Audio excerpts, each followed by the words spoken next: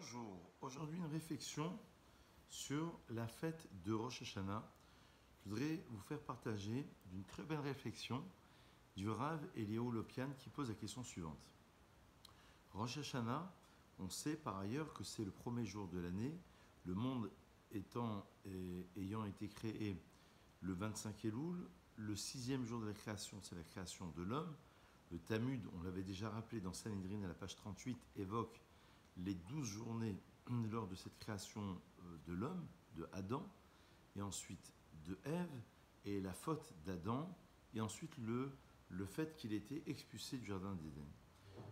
La Mishnah dans Rosh Hashanah nous enseigne que Kol Ba'i Olam Ovrim Lefanab Kivnei Maron, à Rosh Hashanah, tous les êtres humains, juifs ou non juifs d'ailleurs, passent devant Hachem littéralement comme des moutons, d'après une explication, et donc chacun est jugé. C'est le jour du jugement, c'est la mise du shofar et c'est la création de l'homme. Donc on revient à notre état d'homme et d'être au moment de la création. Il y a une tradition aussi qui veut qu'à Rosh Hashanah, d'après un midrash, s'est passé la Akedat Yitzhak, le sacrifice, la ligature d'Isaac. Et c'est la raison pour laquelle dans nos prières, nous rappelons d'abord le fait que nos matriarches aient été exaucés le jour de Rosh Hashanah, comme il est mentionné dans Rosh Hashanah à la page 11, les matriarches qui étaient stériles, ça va être la lecture de la Torah du premier jour de Rosh Hashanah, ont été exaucés et Dieu leur a promis qu'elles auraient un enfant. Et le second jour de Rosh Hashanah, nous rappelons le passage qui évoque l'histoire de la Akedat Yitzhak, de la ligature d'Yitzhak. Mais le Rav Eliyahu Lopian pose la question en disant, mais d'un côté, dans le Talmud, dans la Halacha, on nous dit que Rosh Hashanah, c'est un jour de fête, c'est un jour de Yom Tov. On a une mitzvah le soir de faire le seder, la pomme trempée dans le miel. Le matin, même si on termine la prière vers 13h, on va ensuite à midi manger un bon repas, un repas de fête. Et c'est considéré, les 2 jours de Rosh Hashanah, comme étant une seule et même Kedusha, une seule et même sainteté, mais ils sont considérés comme étant des jours de Yom Tov, c'est-à-dire des jours de fête. Et d'un autre côté, le Rav Lopian nous dit, apparemment c'est contradictoire, parce que nous évoquons l'idée selon laquelle il y a Yom Adin Ve'anora, c'est un jour qui est redoutable, c'est un jour de jugement. Alors, la question est simple, est-ce que c'est un jour de fête ou est-ce que c'est un jour de jugement? En sachant que, à l'époque talmudique, lorsqu'il y avait les juges qui devaient juger, ils ne jeûnaient pas. Et il ne fallait pas qu'ils se rasent leur barbe. Ils essayaient de se concentrer pour opérer un vrai jugement. Donc on a une forme de contradiction. On a l'indication dans la loi juive selon laquelle c'est un jour de fête. Et d'un autre côté, on nous dit que c'est un jour de jugement. Si c'est un jour de jugement, on se doit, si on passe au tribunal de grande instance demain matin, effectivement, on sera quand même en émoi, on aura une certaine peur, une certaine crainte du jugement qui va arriver. Et voilà la réponse que donne le Rav Eliyahu Lopian, qui est vraiment formidable et qui permet de mieux comprendre ce qui se passe le jour de Rosh Hashanah.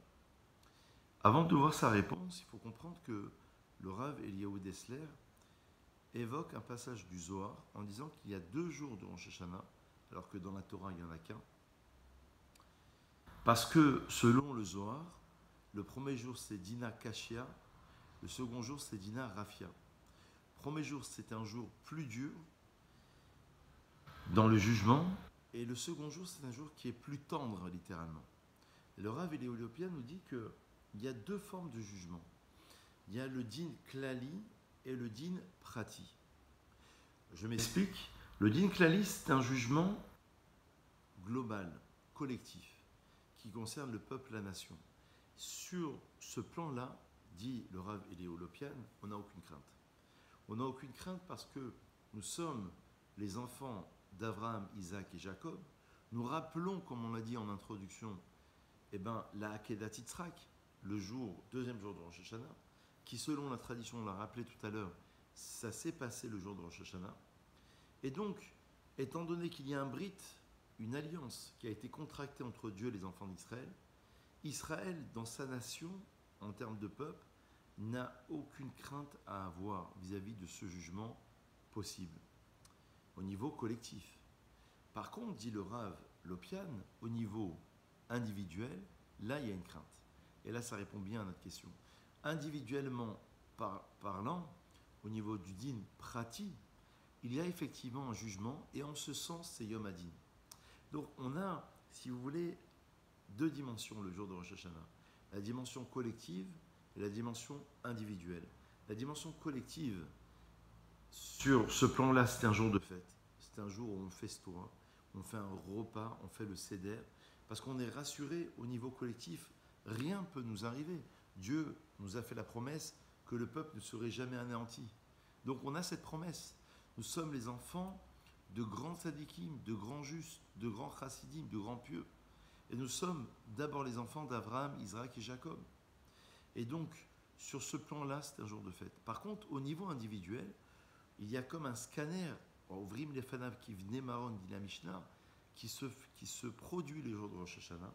Le Harizal rappelle même que lorsque on a envie de pleurer, c'est que à ce moment-là, on est forcément jugé selon la mystique juive, selon la Kabbalah du Harizal. Mais de toute manière, il y a une remise en cause. Et peut-être que on pourrait lire Rosh Hashanah comme étant pas seulement le début de l'année, la tête de l'année, mais Shana de la racine de Shinouï, le début du changement. Ça veut dire qu'on doit opérer en nous, et c'est ça le secret du shofar. Quand on dit Ashrei ha'am yudrei te'ora, heureux soit le peuple qui connaît la sonnerie du shofar. Pourquoi les autres nations ne savent pas sonner le shofar? C'est une corde de bélier, n'importe qui peut apprendre. Le Rav de Brisk enseignait en disant Ashrei ha'am yudrei te'ora, heureux soit le peuple qui arrive à amener la miséricorde divine à travers cette sonnerie du shofar, parce qu'il y a un élan de teshuva. Au niveau pratique, dit le Rav Lopian, je vais être jugé au niveau individuel. Et effectivement, il y a un rapprochement très étroit entre le prati et le klali, entre l'individualité et la collectivité. Donc à travers la sonnerie du shofar, on va faire ce qu'on appelle mitukadin, l'adoucissement des rigueurs, et on va faire appel à une prière qui est au-delà des mots. C'est la prière du cœur, c'est la sonnerie du shofar. Et en ce sens, au niveau individuel, il y aura forcément un impact positif.